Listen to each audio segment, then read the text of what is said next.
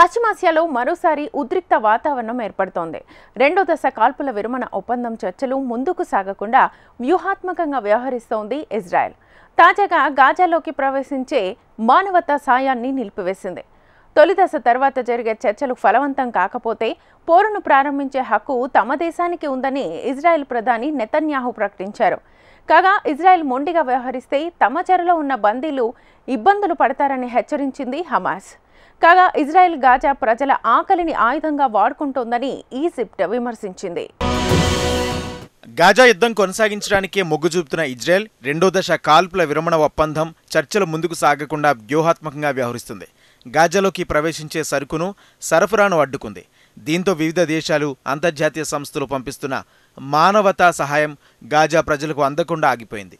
తొలిదశ కాల్పుల విరమణ ఒప్పందాన్ని పొడిగించాలన్న తమ తాజా ప్రతిపాదనను హమాస్ అంగీకరించకపోతే మరిన్ని తీవ్ర పరిణామాలు ఉంటాయని పేర్కొంది.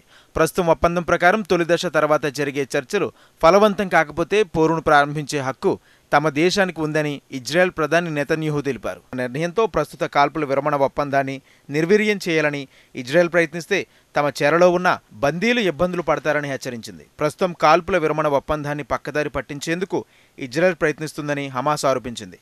సహాయాన్ని అడ్డుకోవడాన్ని చౌకబారు చర్యగా పేర్కొంది. ఇది యుద్ధ నేరమేనని కాల్పుల విరమణ ఒప్పందంపై దాడిగా తెలిపింది. పరిస్థితి ఇలాగే కొనసాగితే బందీలపై ప్రభావం పడుతుందని హెచ్చరించింది. జనవరిలో కుదిరిన ఒప్పందాన్ని అమలు చేయాల్సిందేనంటూ స్పష్టం చేసింది. తొలిదశ ఒప్పందం ముగియడంతో దాన్ని కొనసాగించే ప్రతిపాదనను మేము అంగీకరించాం, కానీ హమాస్ నిరాకరించింది. ఈ నేపథ్యంలోనే గాజాలోకి వెళ్లే అన్ని వస్తువుల సరఫరాను నిలిపివేయాలని ప్రధాని నెతన్యాహు నిర్ణయించుకున్నారని ఇజ్రాయెల్ ప్రకటించింది. మా బందీలను విడుదల చేయకుండా పూర్తిస్థాయి కాల్పుల విరమణకు అంగీకరించేది లేదు. ఈ ప్రతిపాదనకు అంగీకరించకపోతే ఆ సంస్థ తీవ్ర పరిణామాలు ఎదుర్కోవాల్సి ఉంటుంది అంటూ ఆ ప్రకటనలో హెచ్చరించింది. కాగా ఆ పరిణామాలపై శాంతి చర్చల విషయంలో ఇజ్రాయెల్ హమాస్ల మధ్య మధ్యవర్తిత్వం వహిస్తున్న ఈజిప్ట్ అసంతృప్తి వ్యక్తం చేసింది. నెతన్యాహు సర్కార్ నిర్ణయాన్ని తీవ్రంగా ఖండించింది. ఆకలిని ఆ దేశం ఆయుధంగా వాడుకుంటుందని మండిపడింది. ఈజిప్ట్, ఖతార్ దేశాల మధ్యవర్తిత్వంతో ఇజ్రాయెల్ హమాస్ల మధ్య తొలిదశ కాల్పుల విరమణ ఒప్పందం కుదిరిన సంగతి తెలిసిందే. ఇది మార్చి 1తో ముగిసింది. ఈ క్రమంలోని రంజాన్ సందర్భంగా తొలిదశ ఒప్పందాన్ని ఏప్రిల్ 21కు పొడిగించాలని అమెరికా ప్రత్యేక రాయబారి స్టీవ్ విట్కోఫ్ ప్రతిపాదించారు.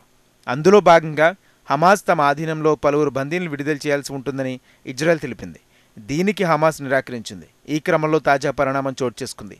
ఈ ప్రణాళికకు అమెరికా మద్దతు ఉందని నెతన్యాహు కార్యాలయం తెలిపింది. అమెరికా మాత్రం దీనిపై స్పందించలేదు. గాజా యుద్ధాన్ని కొనసాగించాలని ఇజ్రాయెల్ ఉద్దేశం స్పష్టంగా కనిపిస్తుంది. యుద్ధం ఆపేయాలని ప్రపంచ దేశాలతో పాటు అమెరికా కూడా ఒత్తిడి చేయడంతో ఇజ్రాయెల్ కాల్పుల విరమణకు అంగీకరించింది. కానీ గాజా యుద్ధం ఆపేందుకు ఇజ్రాయెల్లోని నెతన్యాహు ప్రభుత్వం చిక్కుల్లో పడింది. కూటమి పార్టీల ముఖ్య నేతలు యుద్ధం ఆపేసినందుకు రాజీనామాలు చేయడంతో ఇజ్రాయెల్ ప్రధాని బెంజమిన్ నెతన్యాహుపై యుద్ధం తిరిగి ప్రారంభించాలని ఒత్తిడి పెరుగుతోంది. అందుకే రెండో దశ కాల్పుల విరమణ ఒప్పందంపై చర్చలు ముందుకు సాగకుండా నెతన్యాహు వ్యూహాత్మకంగా వ్యవహరిస్తున్నారు. అమెరికా చొరవతో ఇజ్రాయెల్, హమాస్ల మధ్య తొలిదశ కాల్పుల విరమణ ఒప్పందంలో ఇరు పక్షాల మధ్య కొన్ని ఒప్పందాలు జరిగాయి. ఇందులో భాగంగా తమ చెరలో ఉన్న 94 మందిలో 33 మంది బందీలకు హమాస్ స్వేచ్ఛ కల్పించాలి. ప్రతిగా దాదాపు 1700 మందికి పైగా పాలస్తీనియన్లకు తమ జైళ్ల నుంచి ఇజ్రాయెల్ విముక్తి కల్పించాలి. ఈ తొలిదశ ఒప్పందానికి ఇంకొక విడత బందీల మార్పిడి మాత్రమే మిగిలి ఉండగా కాల్పుల విరమణంలో కొంత నీళ్లు అనుకున్నాయి. తాజా చర్చల్లో అవి తొలగిపోయి మరో విడత బందీల విడుదలకు ఒప్పందం కుదిరింది.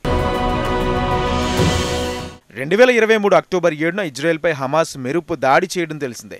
ఈ ఘటనలో 1200 మందికి పైగా ఇజ్రాయెల్ పౌరులు చనిపోగా 250 మందిని హమాస్ మిలిటెంట్లు బందీలుగా చేసుకున్నారు. దీంతో హమాస్పై ఇజ్రాయెల్ భీకరంగా విరుచుకుపడింది. హమాస్ అగ్రనేత ఇస్మాయిల్ హనియో అక్టోబర్ 7 నాటి ఘటనకు సూత్రధారి మహియో సిన్వర్తో పాటు కీలక నేతలను హతమార్చింది. టేల్ అవీవ్ దాడుల్లో గాజాలో 46,000 మందికి పైగా పాలస్తీనియన్లు మృతి చెందారు. ఈ నేపథ్యంలో అమెరికా, ఈజిప్ట్, ఖతార్ మధ్యవర్తిత్వంతో కాల్పుల విరమణ ఒప్పందం కుదిరింది.